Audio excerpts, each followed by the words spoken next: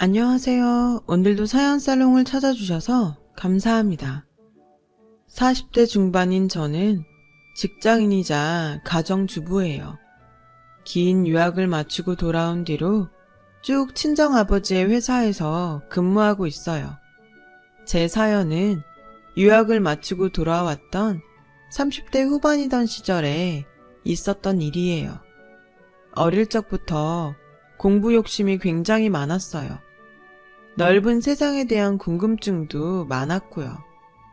다행히 저는 유복한 집안의 외동딸이었어요. 친정이 대대로 큰 공장을 운영하던 집안이었고, 친정 아버지가 경영을 맡게 되면서 사업은 하루가 갈수록 확장되어 갔죠. 친정 부모님은 좌우명으로 삼으신 근검절약을 평생 지키며 살아온 분들이셨지만 저희 공부를 위해서만큼은 아끼지 않는 분들이셨죠. 덕분에 저는 대학을 마치기 무섭게 긴 유학을 떠날 수 있었고 원하는 만큼의 공부와 세상 구경을 다 마친 뒤에 귀국할 수 있었답니다. 미국에서 경영학 박사학위 취득과 몇몇의 커리어까지 쌓고 귀국했던 나이가 30대 후반이었어요. 주변에서는 친정아버지의 사업을 물려받을 딸이 있어서 좋겠다는 칭찬이 자자했어요. 무뚝뚝한 친정아버지도 내심 저를 든든하게 생각하는 모양이었죠. 그런 친정아버지에게 단 하나 걱정거리가 있었다면 당신의 건강과 저희 나이였어요. 친정아버지는 평소 너무너무 열심히 일해왔던 탓에 건강이 좋지 않았고 당신이 그나마 건강할 적에 제가 결혼하기를 바랐죠. 신부 입장만큼은 꼭 당신이 직접 시켜주고 싶다면서요. 세상의 모든 관심과 축복이 신부인 딸에게 쏟아져도 모자랄 결혼식에서 부모된 자리의 건강이 나쁘면 하객들의 눈물로 젖은 결혼식이 될지도 모른다면서요. 저는 친정아버지의 결혼 걱정이 전혀 불쾌하지 않았어요. 좋은 사람을 만난다면야 언제든 결혼하고 자식도 낳아 가정을 꾸릴 생각이었으니까요. 다만 이상형인 지위 고하를 막론하고 모든 이들에게 예의를 갖춰 대하며 행동거지가 올바르고 반듯한 남자를 만나지 못했을 뿐이었죠. 그러던 어느 날 친정아버지가 넌지시 이야기를 꺼내더라고요. 소개팅을 한번 해보지 않으련? 소개팅 누구? 또 아빠 아는 어디 사장님네 아들이랑? 고마운데 마음만 받을게요. 혹시 결혼 생각이 없는 거니? 있어요. 할 거라고 결혼. 좋은 사람을 아직 못 만나서 그런 거지. 미리 얘기하는데 난 돈 보고 결혼할 생각 없어요. 사람이 먼저지. 그럼 됐다. 약속 잡아보마. 네? 일단 만나봐. 만나보면 알 거야. 아, 뭘 자꾸 만나보래. 소개팅 상대는 친정아버지의 사업만큼이나 큰 사업을 경영하는 경영주의 막내 아들이라고 했어요. 이거 혹시 말로만 듣던 정략 결혼인가 싶었던 탓에 처음에는 영 내키지를 않더라고요. 친정아버지가 그럴 뿐은 아니라는 건 누구보다 잘 알고 있었지만 그래도 꺼림칙한 기분을 떨칠 수는 없었죠.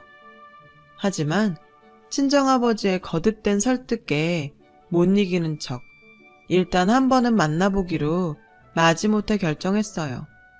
물론 돈만 많았지 인성이 글러먹은 남자라면 당연히 퇴짜를 놓을 생각이었답니다.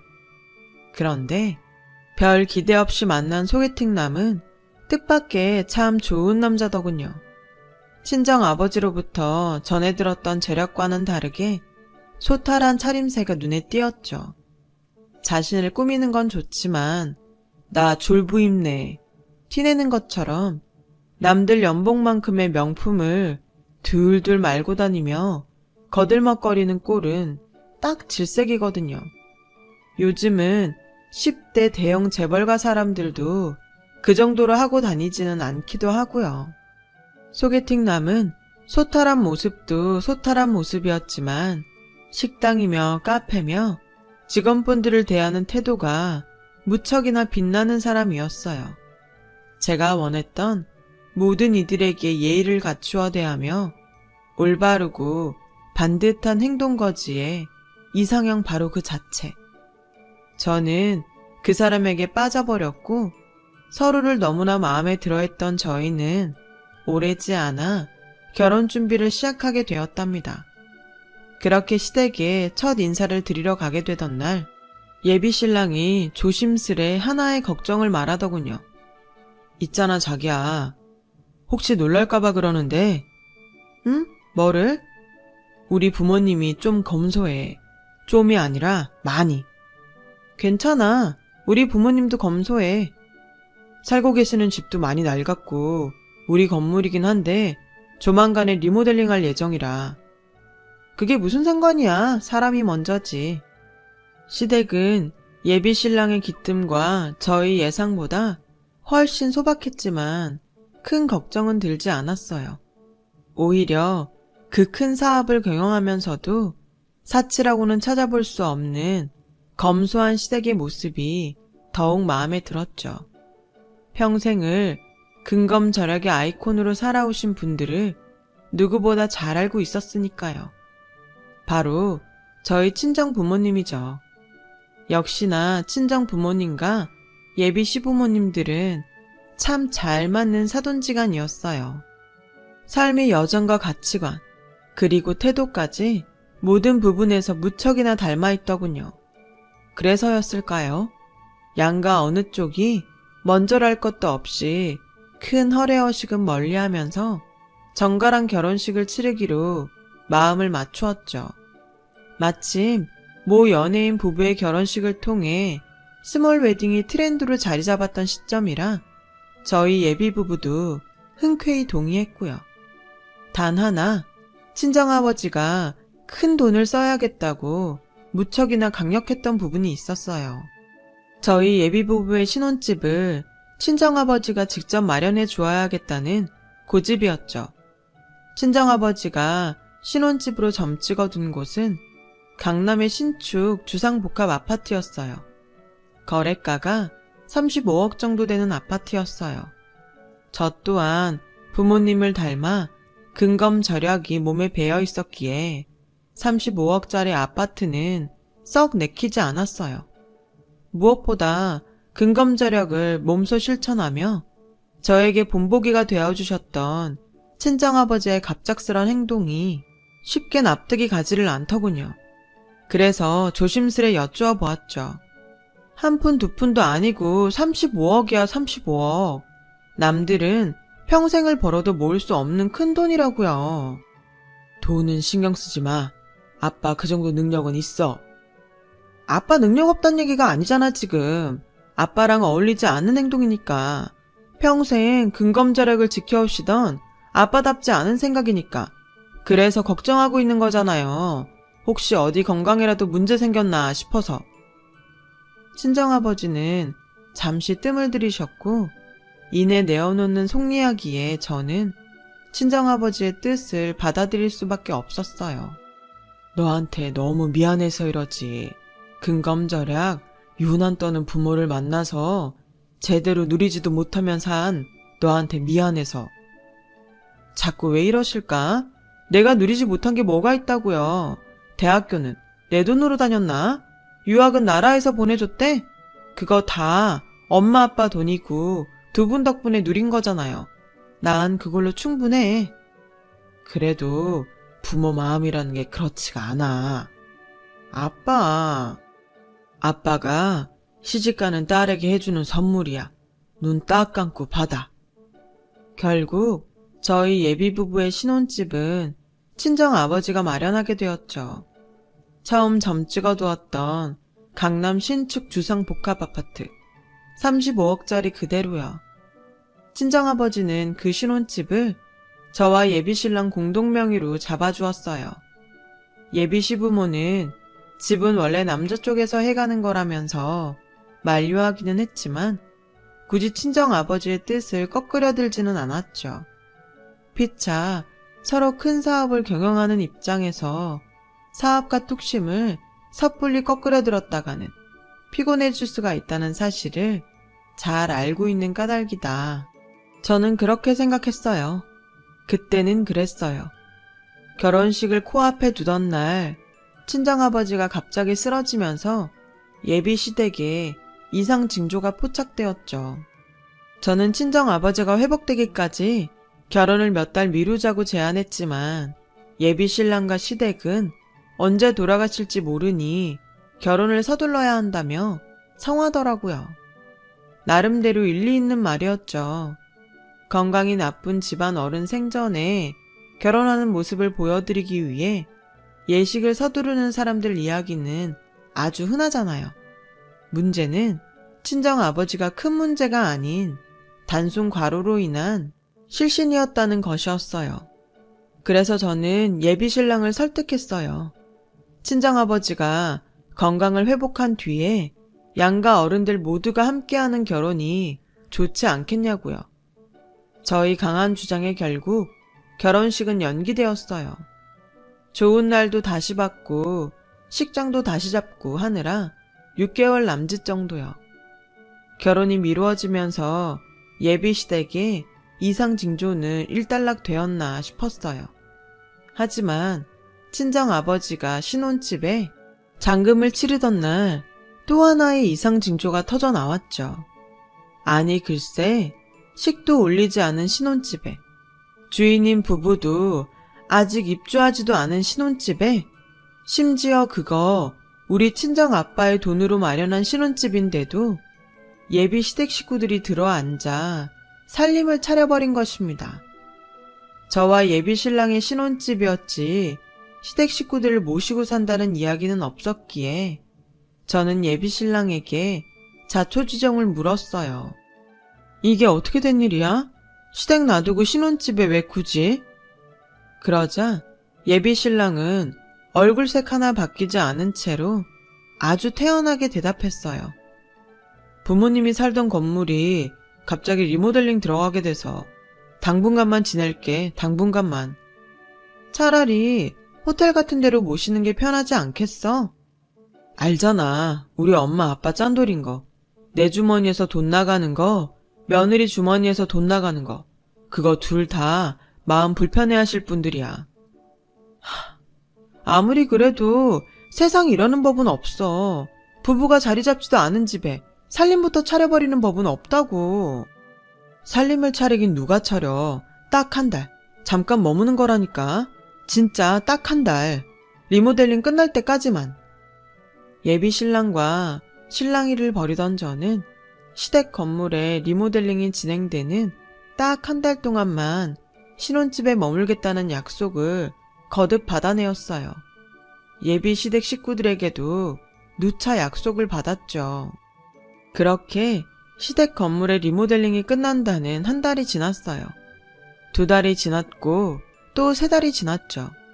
하지만 예비 시댁 식구들은 신혼집에서 떠날 기미가 보이지를 않더라고요. 아주 평생 눌러 앉아 살겠다는 기세더군요. 그 기간 동안 관리비와 공과금 등의 비용들은 모두 저의 계좌에서 빠져나갔죠. 그 무렵부터 저는 예비 시댁을 어떻게 해야 하나 하는 고민을 시작했어요. 친정아버지를 생각해서라도 섣부른 행동으로 섣부른 파혼을 빚을 수는 없었기에 저는 제 나름대로 해결 방법을 찾아야만 했어요. 해결 방법을 찾기 위해 나선 저는 리모델링 중이던 예비 시댁 건물을 찾았습니다. 무슨 문제라도 있어 리모델링 완공이 지연되는 상황이라면 제가 나서서 그 문제를 해결해 주고 싶었거든요. 그런데 저는 뜻밖의 진실 앞에 기겁했어요. 리모델링 중이라던 시댁 명의의 건물. 제가 예비 시댁 식구들에게 처음 인사를 드렸던 집이 있는 그 건물이 시댁 명의가 아니랍니다. 건물주는 생판 처음 보는 다른 사람이었고 예비 시댁이 살던 집에는 새 세입자가 들어와 살고 있었어요. 심지어 예비 시댁은 월세를 내지 못한 탓에 보증금까지 모두 까먹고 쫓겨난 신세라더군요. 혼란스러웠어요. 그 큰 사업을 하는 예비시댁이 월세가 없어서 쫓겨난 상황이라니. 아, 이 결혼 뭔가 크게 잘못되었구나 싶었죠. 그 복잡한 마음을 제일 친한 친구에게 남몰래 털어놓았어요. 그러자 친구가 의문스러운 이야기를 들려주었습니다. 있잖아, 놀라지 말고 들어. 오늘 알아낸 일로도 충분히 놀랐어. 더 놀랄 일이 뭐 있다고. 아, 뭔데, 응? 니네 시아버지 될 자리 말인데 좀 이상해. 우리 부모님 통해서 너네 예비시댁 사업 쪽이랑 인연이 아주 살짝 있거든? 근데 아무리 봐도 그 회사 대표랑 니네 시아버지 될 사람이 다른 사람인 것 같단 말이야. 뭐? 그런 걸 왜 이제 얘기해? 나도 며칠 전에 알았어. 아직 확실한 것도 아니고. 그쪽 회사 대표 명함이랑 청첩장 이름이랑 같은 이름은 맞는데 암튼 내가 기억하는 그쪽 회사 대표 얼굴이랑은 달랐어. 다른 때 같았으면 에이, 내가 잘못 기억하고 있는 거겠지 하면서 넘겼을지도 몰라요. 하지만 이미 저는 예비시댁을 향한 의문을 품고 있던 상태잖아요. 친구의 말에 더 큰 의문에 빠졌고 곧장 확인에 나섰어요. 그랬더니 예비시댁의 사업이라던 회사 대표의 이름은 최국현, 예비 시아버지의 이름 또한 최국현. 하지만 이름만 같을 뿐 전혀 다른 사람이었죠. 더 놀라운 것은 예비 시아버지의 이름인 최국현이 최근에 개명한 것이라는 사실이었어요. 최근이 언제냐면 바로 친정아버지가 그쪽 집안 사람들을 알게 된 직후에 저에게 소개팅을 제안했던 사이에 어느 날이었죠. 예비시댁은 사업가도 뭣도 아니었어요. 건실한 사업가인 척 감쪽같이 사칭하고 저와 친정 식구들의 사람을 보는 눈까지 맞추어가면서 의도적으로 접근한 사기꾼일 뿐이었어요. 예비시댁 식구들 모두가 동참한 결혼 사기. 목표는 당연히 친정의 돈이었겠죠. 저는 파혼을 마음먹은 한편으로 그 가족 사기단을 사기죄로 형사 고소하기로 결심했고 그 속내를 숨긴 채로 차곡차곡 증거들을 모아 나가기 시작했어요. 오래지 않아 모든 증거들을 확보한 저는 파혼 선언을 위해 가족 사기단이 무담 점거하고 있는 신혼집을 찾았죠. 마침 그간 대면대면해져 있던 저의 태도에 마음이 조급해져 있던 모양이더군요. 행여 이대로 멀어지다가 결혼이 깨지기라도 할까 걱정했던 모양이에요. 예비 시어머니라고 생각했던 여자가 흉악한 속내를 노골적으로 드러내더라고요. 예, 너희 요즘 무슨 일 있니? 어머님 눈에도 있어 보이시나 봐요. 눈치가 그렇더만 뭐 갑자기 대면대면해진 것이 싸웠구나. 저는 싸운 적 없다고 생각하는데 아드님께 물어보던가요. 그쪽 생각은 혹시 모르잖아요? 어머머머, 얘가 진짜 왜 이래? 너 혹시 다른 남자 생겼니? 그럴 여유도 없었어요. 워낙 경황 없는 일이 있어나서요. 이래서 결혼 준비 기간이 너무 길어지면 안 된다는 거야. 피곤하네요. 용건만 짧게 부탁합니다. 안 되겠다. 당장 혼인신고부터 하자. 그리고요? 혼인신고부터 하고 애부터 가져. 요즘 같은 저출산 시대에 혼전 임신은 흉이 아니라 축복이라잖니. 다들 그렇게 한 입을 덮고 아이도 낳아가면서 맞춰가며 사는 거야. 첫날 밤은 언제가 좋겠니? 분위기도 낼 겸 신혼집 비워주마. 그냥 파혼이나 하죠. 뭐? 파혼을 해야만 하는 일이 생겼고 그래서 파혼을 해야겠어요. 유감이지만 당신들은 선택권이 없어요. 그냥 받아들이시죠. 버텨봤자 받아들일 수밖에 없도록 만들어줄 테니까. 그러자 그 가족 사기단은 의외로 순순히 파혼을 받아들였어요. 아쉽지만 결혼이라는 것이 억지로 시킨다고 되는 일도 아니고 너의 뜻이 그러하다면야 알겠다. 아쉬워도 어쩌겠니? 이쯤에서 정리하도록 하자. 저는 분명 보았어요. 순순히 파혼을 받아들이는 가족 사기단이 저 몰래 아쉬운 입맛을 다지는 모습을요. 그럼에도 저는 그 가족 사기단이 점거하고 있던 신혼집에 그들을 계속 머물게 내버려 두었어요. 물론 다 생각이 있었죠. 그렇게 며칠이 흘렀고 그들은 며칠 사이에 무슨 작당들을 마쳤는지 이제는 아주 대놓고 돈 요구를 해오더군요. 저와 예비 남편의 공동명의였던 신혼집의 지분 중 저의 지분만큼인 절반을 내놓으라는 강요였죠. 파혼의 이유가 저에게 있으니 파혼으로 인해 사회적 체면에 손상이 간 만큼 피해 보상을 해놓으라나 뭐라나. 속으로 웃었어요. 사기꾼도 사회적 체면이라는 게 있나 싶어서요.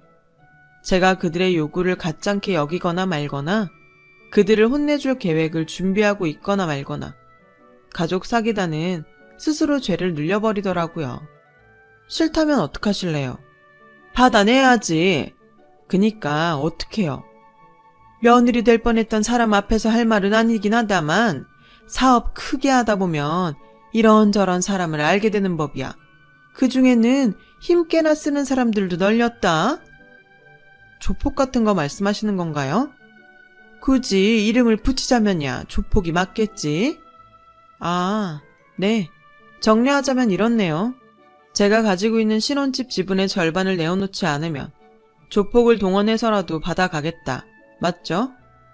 가볍게 듣지 말어. 우린 진심이야. 순순히 내놓지 않는다면야 조폭보다 더한 사람들까지 동원해서 쥐도 새도 모르게 없애버리는 수가 있어. 너희 가족 모두. 저는 속으로 쾌재를 부르면서도 겉으로는 겁먹은 척 주랭랑을 쳐버렸어요. 협박죄 추가죠. 물론 신혼집 지분은 넘겨주지 않았고 제가 소송 퍼레이드를 준비하고 있다는 사실 또한 전혀 들키지 않은 채로요. 저는 그 길로 준비했던 해외여행을 떠나버렸어요. 마침 베트남에 막 새로 진출한 참이었던 친정아버지의 공장을 제가 맡아서 경영하기로 되어 있었거든요. 새 공장이 자리를 잡기까지 맡아줄 사람이 필요했고 해외 커리어가 있던 제가 적임자였죠. 제가 베트남 출장을 떠나 있던 기간만 장장 3년이에요. 그 긴 시간 동안 가족 사기단은 안심하고 신혼집에 머물며 하하호호 즐겁게 있었어요. 얼마나 좋았겠냐고요. 굳이 제가 지분을 넘기지 않아도 35억의 절반이면 17.5억을 이미 꿀꺽한 셈인데다가 하루하루 집값이 올라가는 상황이었으니까요. 하지만 역시나 제 예상대로 그 사람들의 욕심은 17.5억 그리고 올라가는 집값만큼의 플러스 알파에 머무를 만한 것이 아니더군요. 제가 베트남 출장을 떠나 있던 3년 동안 그 가족들은 종종 저에게 전화를 걸어 신혼집 지분의 절반을 요구하는 협박을 가해왔어요. 저는 그 모든 통화들을 꼬박꼬박 받아주었고요. 당연히 지분을 넘겨주겠다는 말은 입 밖으로 절대 내뱉지 않으면서도 괜히 네네 도돌이표나 찍어대면서 통화를 질질 끌었죠. 왜냐고요? 입만 열면 조폭 운운하는 그들의 한마디 한마디가 모두 협박죄의 증거였던 데다가 국제전화 요금, 그거 만만하지가 않거든요. 기왕 가족 사기단에게 파멸을 안겨주기로 결심한 이상 10원짜리 하나하나 알뜰하게 파멸시켜야 속이 시원하지 않겠어요? 그런 의미에서 제 통장에서 꼬박꼬박 빠져나가는 신혼집의 공과금과 관리비 등의 지출 또한 모르는 행세를 했어요. 그리고 출장을 마치던 날 한국행 귀국 비행기에 오르며 저는 한때 예비 신랑이었던 남자에게 전화를 걸고는 제 할 말만 하고 끊어버렸어요. 비행기 탈 시간이니까 짧게 말할게. 공항으로 나와. 거기서 깔끔하게 다 정리하자. 귀국한 제가 공항의 모습을 드러낸 순간 신혼집 지분을 받기 위해 공항에서 기다리고 있던 가족 사기단은 경찰들에 의해 체포되었어요.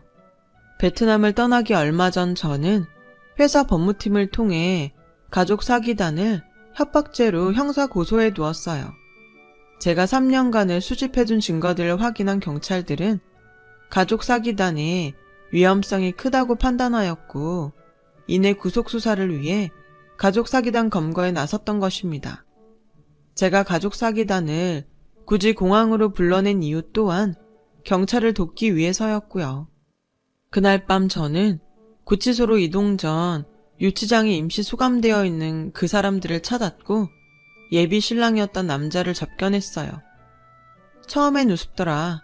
사람은 얼마나 쉽고 만만하게 봤으면 이딴 짓이나 꾸몄을까? 당신이 어떻게 우리한테 이럴 수가 있어? 우리 사랑했던 사이야. 당신 시부모 될 뻔했던 분들이고. 속아서 했던 가짜 사랑이었지. 속아서 할 뻔한 가짜 결혼이었고. 처음엔 우스웠는데 그래서 더 자꾸 화가 나더라고. 그쪽들처럼 어설픈 벌레들한테 속아버린 친정아빠가 나에게 얼마나 미안해하고 있을까 싶어서. 지랄 연병을? 속인 사람이 죄냐? 속은 사람이 병신이지? 누가 지랄인지는 법원에서 차근차근 얘기하기로 하고 똑똑히 알아둬. 당신들 아주 끝장을 내버릴 거야.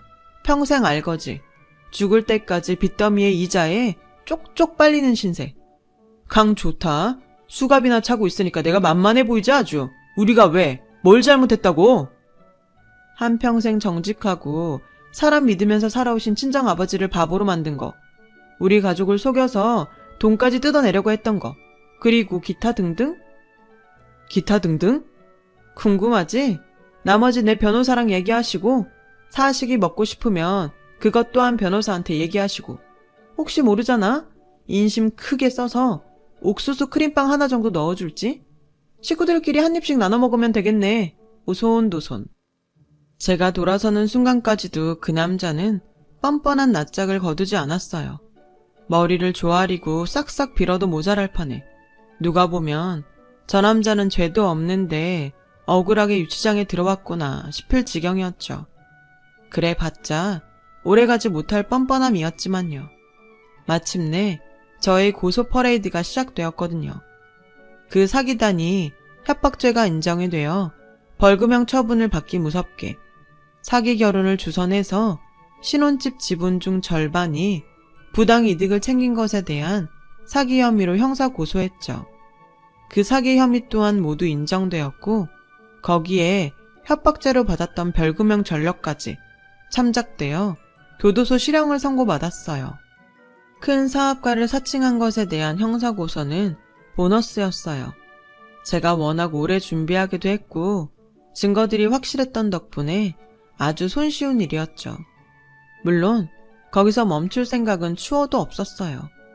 그 사람들이 교도소 수감 생활을 하는 동안 저는 신혼집 지분 중 예비 신랑의 명의로 넘어가 있던 절반의 지분을 반환하라는 민사소송을 걸었고 이 또한 승소했습니다. 신혼집의 모든 지분은 완전하게 저희 명의가 되었어요. 그로부터 얼마 뒤 형기를 마친 그들이 교도소에서 출소하던 날 저는 그들에게 청구서 하나를 날렸어요. 그 사람들이 신혼집에 머물러 살았던 기간 총 3년 6개월. 그 긴 시간 동안 신혼집을 사용했던 것에 대한 임대료 청구서였어요. 강남 신축 주상복합 아파트 기준으로 어마어마한 금액이 청구되었죠. 가족 사기단은 청구서를 받아들기 무섭게 저에게 달려와 바짓가랑이를 붙들고 애원하더군요. 여보, 자기야, 나 한 번만 살려주라. 우리 한 번만 살려줘, 응? 말 똑바로 하시죠. 누가 당신 여보고 자기야? 미안합니다, 선생님. 아니, 여사님. 저희 한 번만 살려주세요. 임대료를 조금 깎아주기라도 하세요. 이 정도면 직장인들 10년 뻗 빠지게 벌어야 갚을 수 있을까 말까 한 돈입니다. 미리 얘기했잖아. 당신들 아주 끝장을 내버릴 거라고. 평생 알거지. 죽을 때까지 빚더미에 이자에 쪽쪽 빨리는 신세. 그러게 교도소에서 미리 준비를 하고 나왔어야지. 나 말고도 다른 사람들한테도 사기친 거 생각하면 너넨 그냥 계속 거기 있어도 시원찮아. 다른 사람들은 괜찮아서 가만히 있었을 것 같니? 교도소에서 무슨 준비를 어떻게 합니까? 예? 다른 사람들은 다른 사람이고, 그리고 가족들이 다 전과자 입장이라 취업 같은 것도 어려워요. 봐주십시오. 빚 갚다 굶어 죽을 순 없지 않습니까? 그럽시다. 좀 깎아는 드릴게. 감사합니다. 그럼 얼마나? 100원 단위는 안 받을게요. 1000원 단위부터 계산해서 내면 돼. 이야씨, 지금 그걸 말이라고? 겉봐, 바로 본성 나오네. 이래서 사람 고쳐 쓰는 거 아니라는 말이 있는 거지. 암튼 이런 부류의 전과자랑은 같은 공기를 마시는 것만으로도 역겨우니까 그만 꺼져 주시죠. 맞다. 선물 하나 더 있으니까 가져가. 지금 열어봐도 좋고 나중에 열어봐도 상관은 없고. 제가 봉투 하나를 건네자 그 사람들은 혹시 돈인가 싶었는지 급히 봉투를 찢기 바쁘더군요.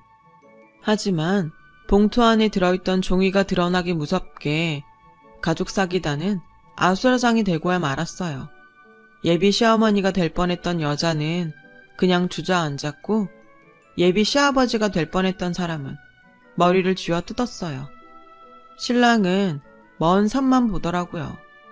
그 종이는 바로 또 다른 청구서였어요. 지난 3년 6개월 동안 제 명의의 통장에서 출금되었던 관리비와 공과금 청구서였습니다. 그 청구서 또한 가족 사기단이 감당할 수 없을 만큼 거액이었죠. 살짝 귀띔을 드리자면 한 달 관리비로 1, 200은 아주 쉽게 넘어가는 돈이었어요. 사기꾼 가족은 일용직이나 전전하는 신세가 되어 있어요. 그나마 전과자 처지에 일용직조차 쉽게 구할 수도 없는 상황이라고 해요. 더욱이 겨우겨우 벌어들인 몇 푼 안 되는 수입마저도 거의 대부분이 저에게 자동 인출되고요. 제가 청구했던 신혼집의 임대료 관리비, 공과금 모두가 고스란히 빚으로 되어버렸기 때문이죠. 평생 벌어도 갚지 못할 거액인 탓에 종종 야반도주를 시도하지만 그러거나 말거나 저는 번거로울 일 없어요. 제가 고용한 합법 채권 추심업체가 그들을 끝끝내 찾아내 돈을 받아내거든요. 이 시간에도 이자는 쭉쭉 불어나고 있죠. 현재 저는 다른 남자와 결혼해 행복한 가정을 일구었어요. 남편은 인품, 능력, 무엇 하나 빠지지 않을 만큼 좋은 반려자예요. 그런 일들을 겪고 나니 지금 옆에 있는 사람에게 더 고맙고 소중해지더라고요. 여러분은 저 같은 일 겪지 않으셔도 옆에 소중한 사람들이 있으시죠? 오늘은 한 번 더 그 사람을 생각해 보시는 건 어떨까요? 제 긴 이야기 들어주셔서 감사합니다. 행복한 하루 되세요. 여러분, 사연 댓글에 응원과 현명한 조언 부탁드려요. 좋아요와 구독은 저에게 큰 힘이 됩니다. 오늘도 좋은 일 가득하세요.